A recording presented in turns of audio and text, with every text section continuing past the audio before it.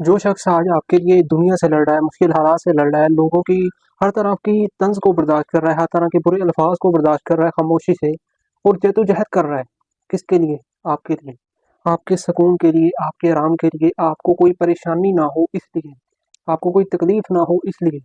ऐसे इंसान के खिलाफ कोई भी बुरा अल्फाज बोलने से पहले 100 बार सोचें कि यार मैं किसके बारे में बोल रहा हूँ, मैं किसके खिलाफ बोल रहा हूँ, किसे क्या कह रहा हूँ। ठीक है ना? क्योंकि ये वो बंदा होता है जो सबसे ज़्यादा आपका अपना होता है, सबसे ज़्यादा आपके साथ मुखलिस होता है, सबसे ज़्यादा जिसे आपकी परवाह होती है।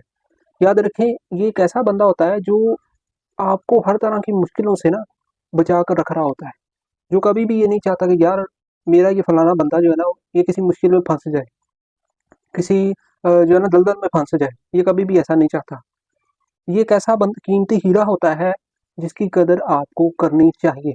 अगर आप नहीं करेंगे, इस हीरे को खो देंगे, तो फिर आप दुनिया की मुश्किलों से नहीं लड़ पाएंगे, दुनिया के हालात से, दुनिया की तंज से, दुनिया के बुरे अल्फाज से, दुनिया के बुरे रवैयों से नहीं लड़ पाएंगे जिस तरह वो शख्स आपके लिए लड़ रहा है। तो ऐसे बंदे की कदर करें। ऐसा बंदा को कभी आपको कोई बुरा बोल बोल भी देता है तो उसे ये ना समझे कि यार वो सच में मुझे बुरा कह रहा है, वो सिर्फ इसलिए कह रहा है ताकि वो आपको बुरा बनने से बचा सके, आपको सही रास्ता दिखा सके, आपको जो है ना वो बुरे रास्ते पर चलने से रोक सके। वो आपको आगाह कर रहा होता है कि यार जिस रास्ते पर तुम चल रहे हो, जो काम तुम कर रहे हो वो तुम्हारे लिए ठीक नहीं है।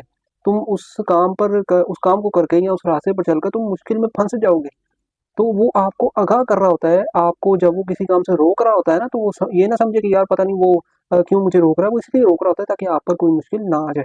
तो ऐसा अगर कोई बंदा आपकी ज़िंदगी में है ना, तो कभी उस बंदे को बुरा ना समझें, उसके खिलाफ बुरे अल्फाज का इस्तेमाल ना करें, क्योंकि आप नहीं जानते कि घर से बाहर निकल कर वो बंदा आपके लिए किन किन मुश्किलों का सामना करता है, कितने ऐसे बोझ हैं मुश्किलों के जो वो अपने कंधों पर उठाता है सिर्फ आपके लिए, कि यार मेरे घर वाले सुकून से रहें, इत्मीनान से रहें, उन्हें कोई परेशानी ना हो, उन्हें हर तरह की आसाइश मिले, वो हर तरह की उन्हें खुशी मिले, हर तरह की चीज़ उन्हें खाने को मिले, वो कभी मुश्किलों में ना पड़े, वो इसलिए ये कुछ कर रहा होता है।